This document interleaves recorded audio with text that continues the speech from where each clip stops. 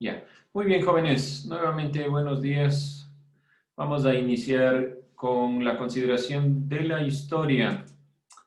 Tenemos que ir analizando algunos de los temas que ya vinimos trabajando en la clase anterior. Entonces, comencemos con eso. ¿Qué estuvimos revisando en historia? A ver, rápidamente. ¿Qué nos acordamos? La A ver, historiografía. la historiografía. Ya, estuvimos viendo el tema historia e historiografía. A ver, vamos viendo con nuestros temitas. Este es nuestro primer tema, ¿ya? Historia e historiografía. ¿Qué nos acordamos de la anterior clase? De historia e historiografía. A Que ver. se basa en el pasado del ser humano. Ya, entonces, la historia en general tiene que ver con el ser humano. ¿Qué más? ¿Qué más? La Que el historia ser humano es inacabado. es que, Inacabado. ya, ¿qué significa El eso? ser humano es inacabado. Ya, ¿qué significa que sea inacabado? ¿Qué quiere Que decir? nunca completa lo que quiere ser.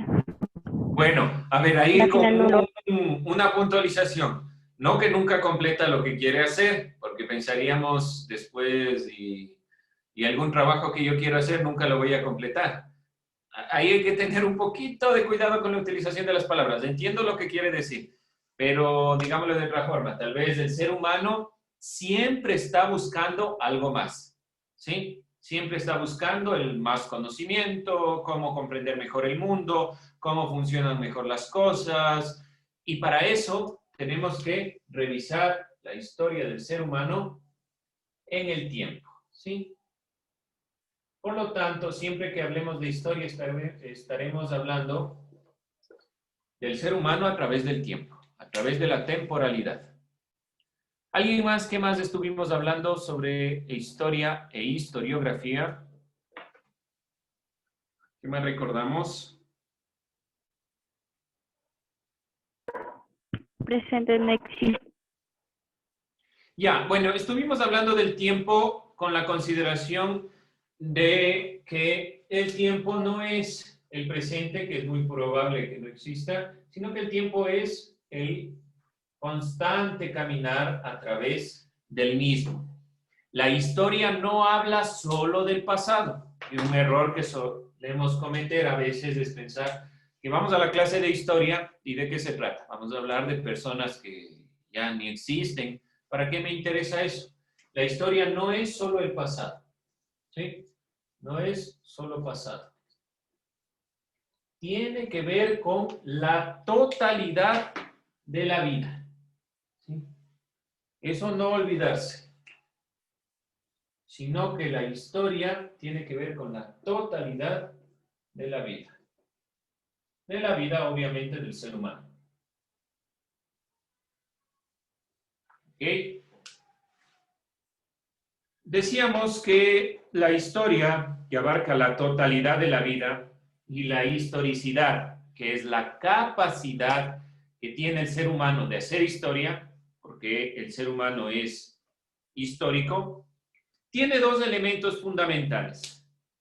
Porque el ser humano, como es inacabado, siempre está buscando algo más, no que no acaba nada, sino que siempre está buscando, está indagando, no se queda en la mera contemplación, sino que transforma la naturaleza y le da sentido a lo que nos rodea.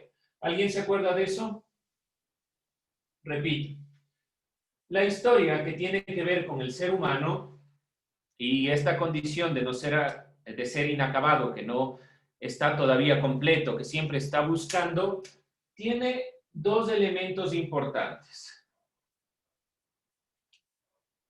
La transformación de la naturaleza y el sentido que le damos a lo que nos rodea. ¿Cómo le llamábamos a eso? ¿Alguien recuerda? ¿No se acuerdan? Cultura. Ya, la transformación, formación de lo que nos rodea y el sentido que le damos a esta El sentido le llamábamos cultura. Y aquello, cuando transformamos lo que nos rodea, ¿cómo le llamamos? ¿Cómo le llamamos a esto? Naturaleza. No. Cuando decimos que transformamos lo que nos rodea, ¿qué transformamos? Transformamos la naturaleza. Pero ¿cómo le llamábamos a esto? ¿Alguien se acuerda tal vez? A esto le llamamos trabajo. ¿Sí? No olvidarse estos dos elementos importantes. ¿Por qué razón? Porque para poder comprender a las comunidades, a las sociedades, para comprender la historia, hay que comprender cómo han transformado la naturaleza. Aquí pongamos naturaleza, lo que nos rodea. Naturaleza. Debe necesariamente haber detrás una cultura y esta transformación por medio de su trabajo. Entonces, estos son elementos importantes o características, como ustedes quieran llamarlo, que se relacionan con la misma categoría de la historia en el sentido del ser humano. El ser humano, al ser histórico, transforma lo que le rodea y le da sentido a todo lo que le rodea. ¿Sí? A lo uno le llamamos cultura y a lo otro le llamamos trabajo. Como pueden ver en la imagen, esto es el trabajo, una ejemplificación, la cultura, y todo se contrapone o todo se completa para poder generar la perspectiva de la historia. Cuando nosotros hablemos de historia, entonces no estaremos hablando del pasado, sino que estaremos hablando de los elementos que conforman la cultura y el trabajo de un grupo de seres humanos. ¿Sí? ¿Algo más que se acuerden? ¿Clase anterior? ¿No? ¿Nada más? Bueno, no se olviden que es imposible abarcar la totalidad de la historia. Por lo tanto, los historiadores lo que hacen es intentar mostrar lo más posible que se pueda de estos hechos. La historia que constituye la autoexpresión de los seres humanos depende de unas fuentes, de unos elementos, ¿sí? Para poder nosotros determinar a estos grupos humanos que hacen cultura, que hacen trabajo, necesitamos fuentes. La historia busca fuentes de investigación. ¿Dónde se encuentran esas fuentes?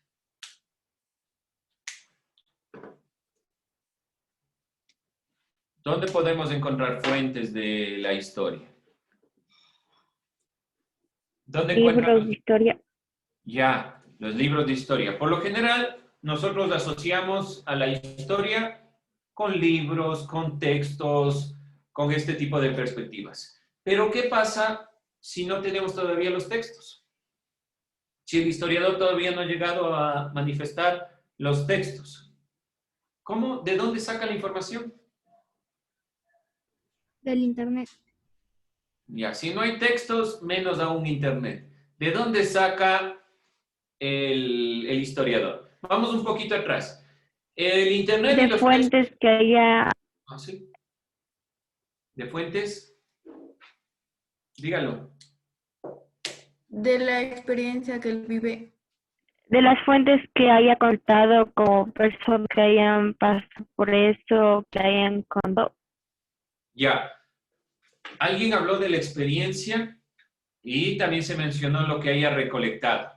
Bueno, la experiencia es fundamental para un historiador. Aquello que haya ido recopilando. No se olviden, cuando yo digo no textos ni internet, no me refiero a que no sean fuentes de investigación. Me refiero a que en un cierto punto los historiadores no contaban con eso. En un tiempo no había textos. Acuérdense también, por ejemplo, de los incas. ¿Qué pasaba? Ellos no escribían, no tenían nada escrito. ¿Qué hacemos entonces? ¿De dónde sacamos la información? ¿Cómo obtenemos el conocimiento si no tenemos textos ni referencias? Una es la vivencia propia del historiador dentro de la comunidad, pero sobre todo las fuentes de la historia están ligadas a huellas que dejan el pasado. ¿Qué quiere decir eso?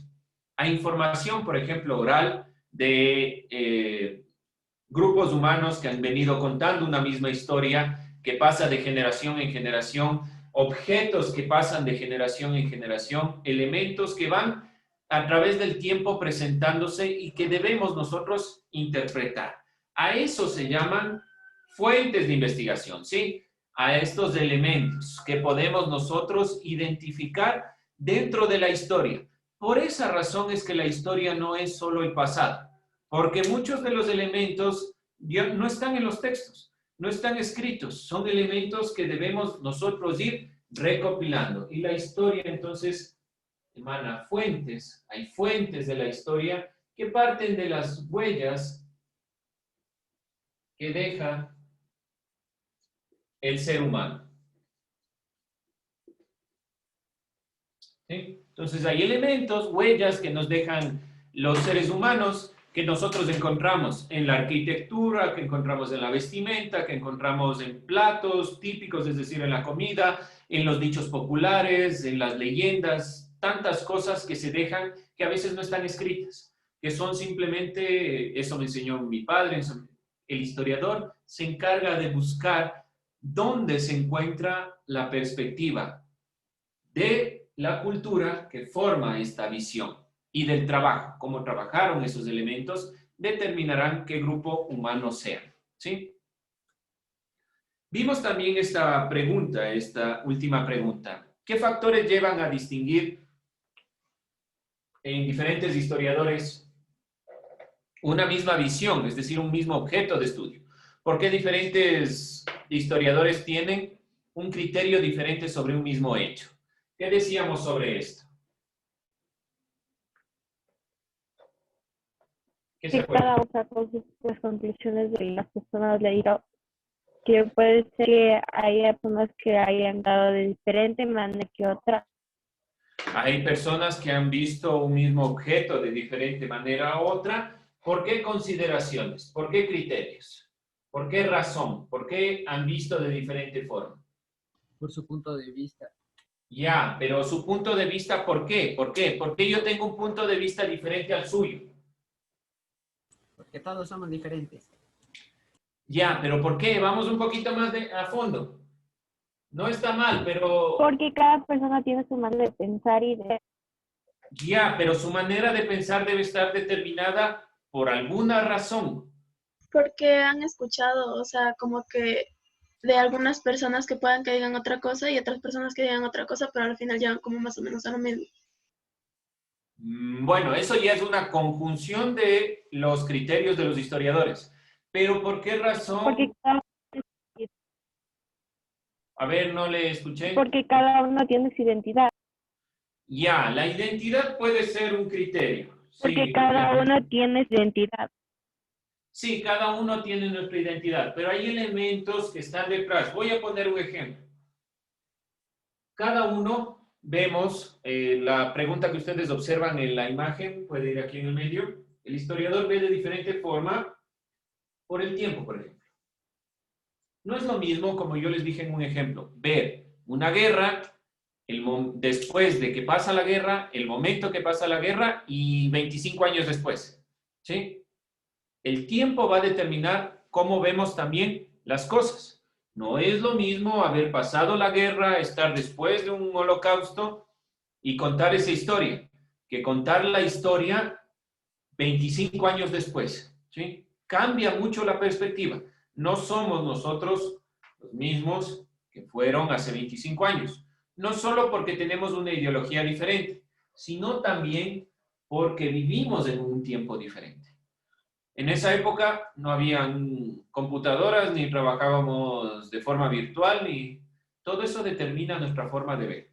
¿Qué otro elemento puede determinar? Ya siendo más concretos. ¿Qué creen ustedes? El tiempo es una, ¿qué más?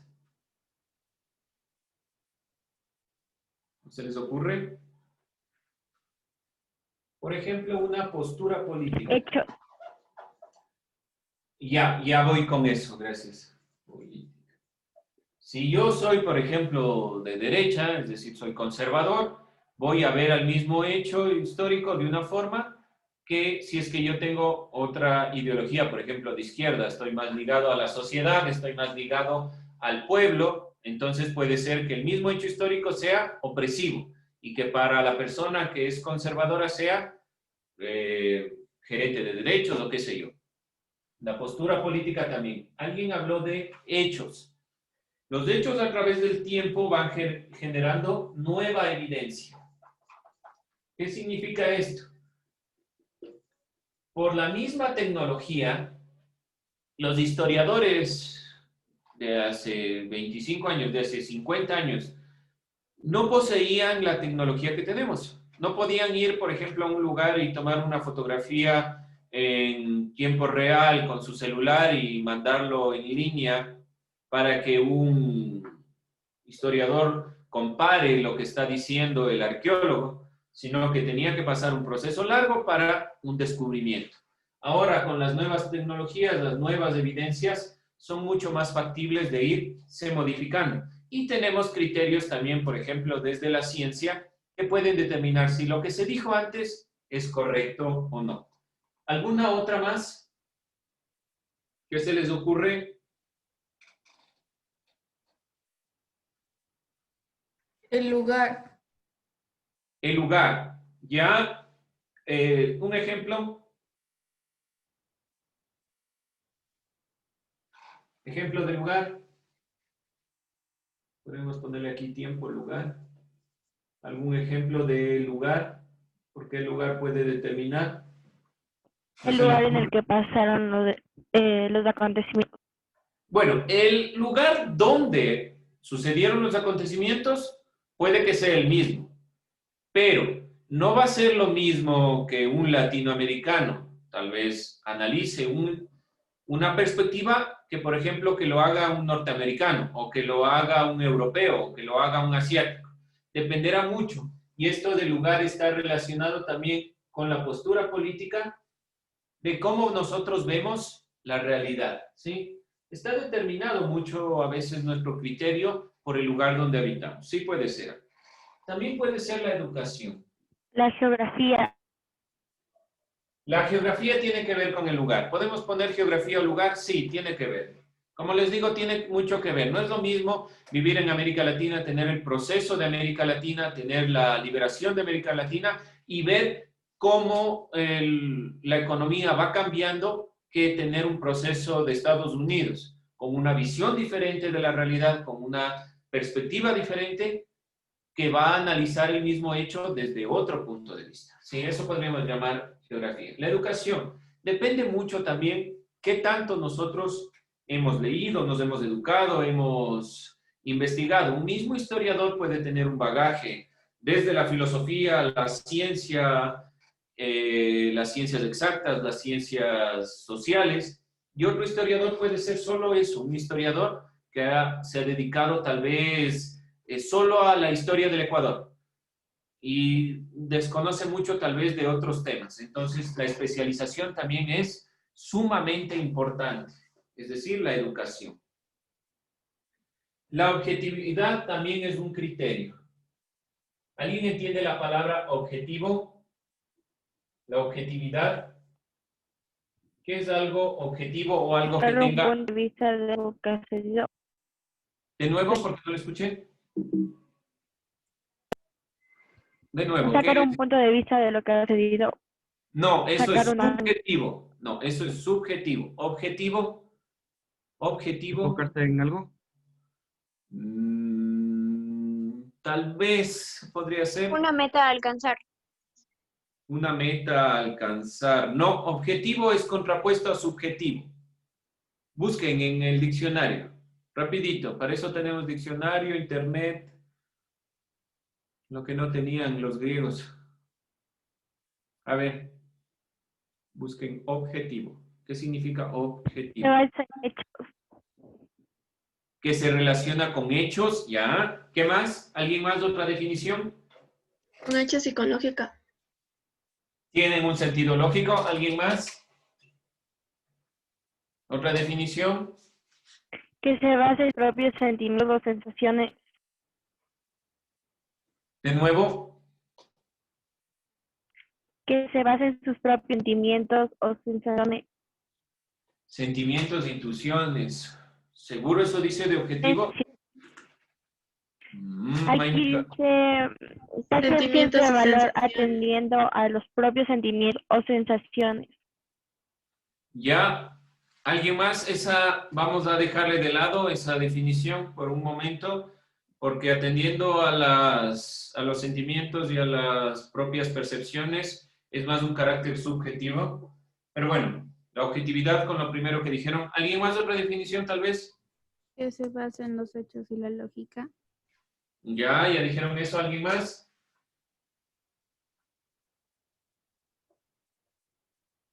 ¿Alguien más? Una meta deseada. Una meta deseada. No, ese es el objetivo al que quiero llegar, pero no es objetivo con el sentido de objetividad. Ya, a ver, antes Que se de... basa en una lógica común. Ya, lógica común. Ya, antes de que continúe.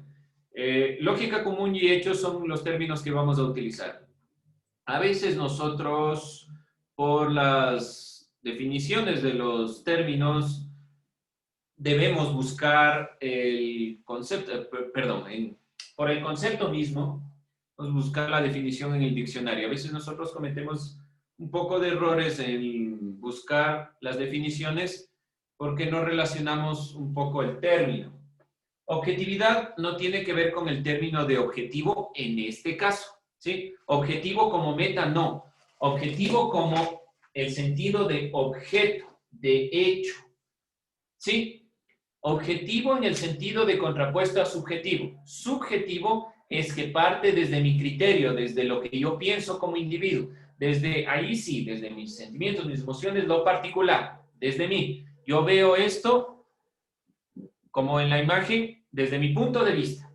Objetivo es aquello que debe alcanzar o llegar lo más posible a los hechos concretos, sin que yo medie por detrás. ¿Dónde está el problema con la objetividad? Que necesariamente todos entendemos el mundo de una forma.